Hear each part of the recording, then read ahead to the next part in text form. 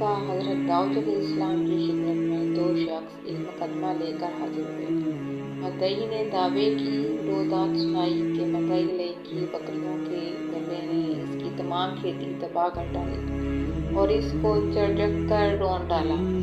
حضرت داؤد علیہ السلام نے اپنے علم اور حکمت کے پیش نظر یہ فیصلہ دیا کہ مدعی کی کھیتی کا نقصان مدعا علیہ کے گلے کی قیمت کے قریب متوازن ہے، لہٰذا یہ پورا گلہ مدعی کو تاوان میں دے دیا جائے۔ حضرت سلیمان علیہ السلام کی عمر ابھی 12 سال تھی۔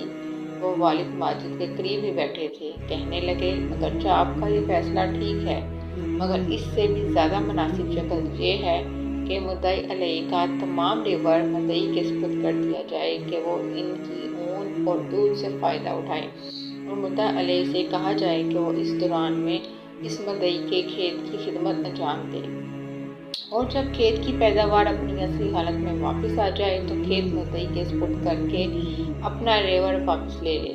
حضرت داؤد علیہ السلام کو بیٹے کا یہ فیصلہ بہت پسند آیا۔ قرآن عزیز نے اس کی طرف اشارہ کیا ہے کہ اس معاملے میں حضرت سلیمان علیہ السلام کا فیصلہ زیادہ مناسب رہا۔